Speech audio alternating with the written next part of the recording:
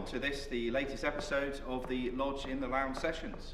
I'm Simon Taylor, the Membership Officer for Cornwall, and today we're featuring the first of the two Beyond the Craft episodes, and are honoured to receive and welcome today David Pascoe, the Grand Superintendent in and over the province of Cornwall Holy Royal Arch Chapter. David, welcome.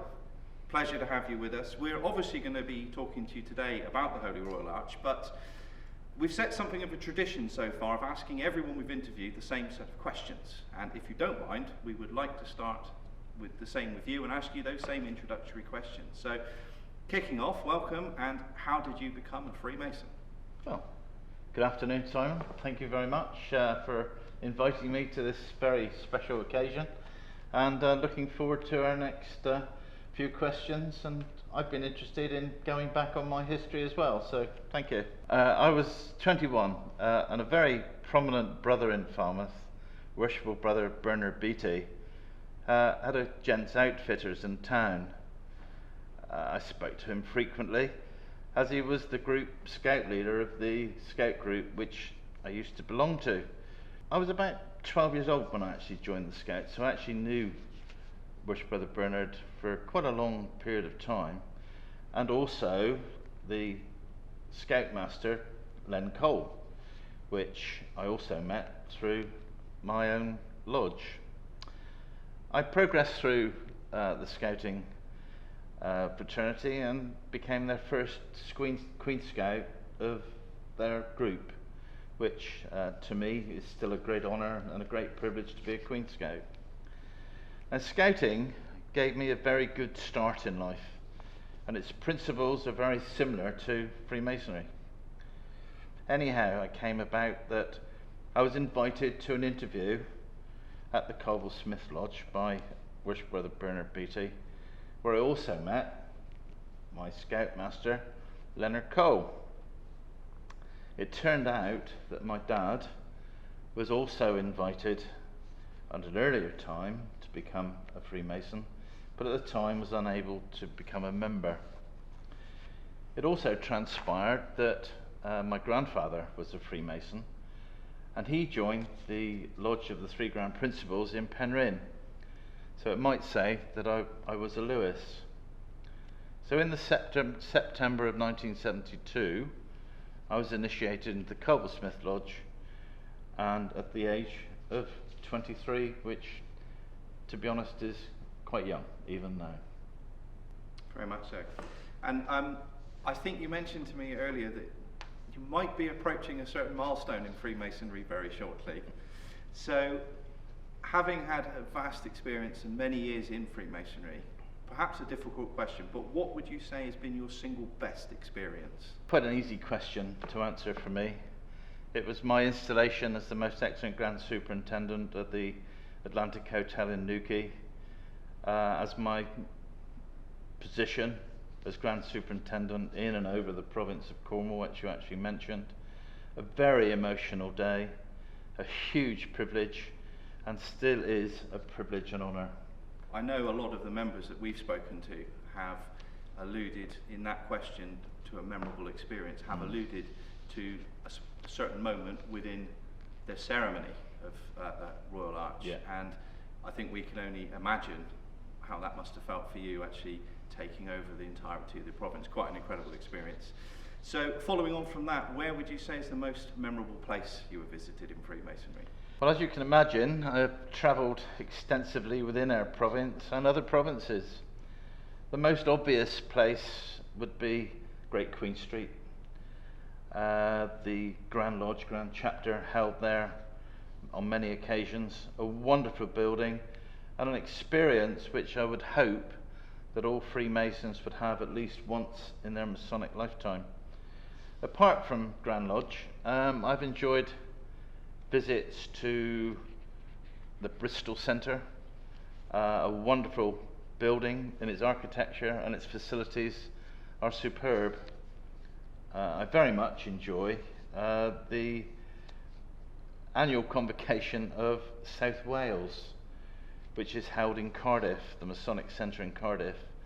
The singing of the Welsh and our national anthem always bring the hairs on the back of my neck rising, and also their facilities are excellent, but unfortunately the parking in that area is very expensive.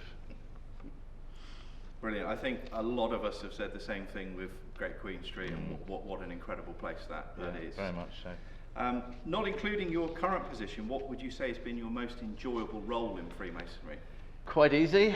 A good question for me. I enjoyed being the Director of Ceremonies of the Cobblesmith Lodge in Falmouth. I was the Director of Ceremonies for 12 years. But my appointment as a Deputy Grand Director of Ceremonies of the Royal Arch took my enthusiasm to a different level. Eventually, I was appointed as the Provincial Grand Director of Ceremonies, a position I held for 6 years. And the honour and the enjoyment of organising the annual convocations and the annual meeting of the whole province is special and a very, very enjoyable time for me. There is obviously something about the Director of Ceremonies role, because as a fellow DC, I would always agree with those sort of sentiments. We've interviewed Roger Cargee, and he, obviously the current Deputy Provincial Grandmaster, and he expressed the same sentiment for being the Provincial DC in the craft. We also have interviewed David Pascoe, the current Assistant Provincial Grandmaster. He expressed the same sentiment as the DC in the chapter. So it's certainly something about that role, isn't it? I think every person has got a different thing that they can offer a lodge, chapter, life. If we were all the same, then it'd be a bit bland. So individuals have got a certain aspect that they can offer to enjoy for themselves, but to give to other people and other lodges. So I think being a DC is for a specific type of person. Yeah, absolutely. Everyone certainly has their role to play. And this next question has brought out some very interesting answers. So we've currently got a leading candidate for the best, most unique raffle prize. So we're going to ask you, what has been your most unique raffle prize? Well, whatever I have won in the raffle, it's always cost me a lot of money. On one occasion, I won a bottle of Japanese rice wine. But I can assure you that bottle of rice wine had been around the circuit for a long time. The oddest was a bottle of Bristol cream sherry. And on inspection, the seal had been broken. Somebody had taken a nip and resealed it. So we had many laughs about that one. Yeah, half-drunk bottles are quite a common occurrence, it seems, in our raffles. So if you could give one bit of advice to a new member, what would it be? I think to become a member of our fraternity is very special. The start of a memorable journey. My hope is, and has been, that new members must enjoy their masonry. But as much time that they wish to take in their progression in their own lodges. No pressure, it's enjoyment at their own pace, that they enjoy every part that they take. If they wish to step back for a while, allow them to step back. Mentoring is extremely important, and they must be able to have somebody to talk to, and if they've got a problem, to be able to resolve that problem to their best likings.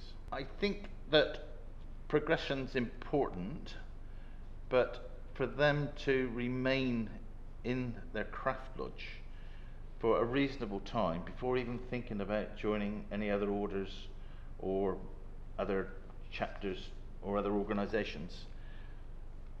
Freemasonry is said to be free, but it's not. It takes up a lot of your time and sometimes can become quite expensive.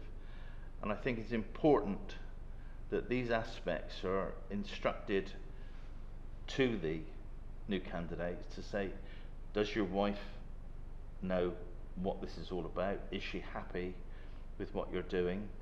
Because it's a family affair. If I didn't have the support of my wife in what I do, I wouldn't be allowed to do it. I couldn't do it. So I think family support is extremely important. No pressure, and plenty of space to do what you wish to do at the pace that you wish to do it. Absolutely. I think it's been really interesting asking that question to everyone, because whether it be some of our newer members who we've interviewed, or people like yourself, David Pascoe, Roger Cargill, who are quite senior figures in Cornish Freemasonry, everybody has said to a degree a similar thing, which make sure you enjoy it and make sure you do it at your pace. Yeah. So really interesting that that's come out basically from everybody. That's good, yeah. From everybody. Oh, we're talking from the same book then. Absolutely, yeah. So, David, thank you. As mentioned at the start, you are Grand Superintendent in and of the Province of Cornwall Holy Royal Arch Chapter. Could you tell us about the Holy Royal Arch? Well, I'll, as short as I possibly can bring it. Originally, in the middle of the 18th century, the Holy Royal Arch ceremonies were worked in craft lodges.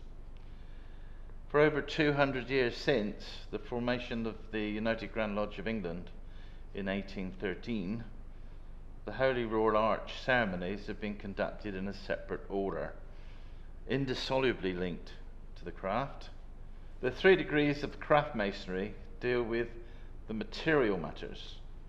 They allegorically trace man's intellectual development from his birth in the 1st degree through the intricate windings, pathways of his mortal existence, to the symbolic death in the 3rd degree. The Holy Royal Arch is a continuation of the stories told in the craft, and it is said to complete the journey of pure ancient Freemasonry. It is the climax of the progress and contemplates the whole context of eternity. Hence, the Holy Royal Arch is the essential and natural progression of the 3 craft degrees, and should be made by all Master Masons as an integral part of their journey in pure ancient Freemasonry. Any brother who has been a Master Mason for 4 weeks and upwards is entitled to be proposed into the Holy Royal Arch. I recommend it because it completes our journey through pure ancient Freemasonry, invites you to explore the spiritual meaning of man, has a beautiful ceremony full of allegory and hidden meanings. It also takes friendship and brotherhood to an even higher level, and we call ourselves companions to illustrate that close bond that we have. Each lodge has a Royal Arch representative who can provide further information and advice on the Royal Arch. In addition, because of our close links with the craft, companions are permitted to wear their Royal Arch badge in craft meetings. The jewel, which is suspended on a white, red or tricolor ribbon, so that brethren can identify those who have made their further step in their Masonic journey and who can offer further advice. David, thank you for taking the time to speak to us. Appreciate it's very difficult to sum up a whole degree in a few lines and sentences. So if you don't mind, what we'll do is add the link to the Provincial Grand Lodge website, Royal Arch section to the bottom of this tab. And also, as you've already mentioned, there are Holy Royal Arch representatives in every lodge, and I'm sure they would be delighted to speak to any member who might be interested in getting involved. So again, thank you very much for taking the time to speak to us today. We do appreciate it. Thank you as always for watching. We'll be back with another episode next week. In the meantime, stay safe.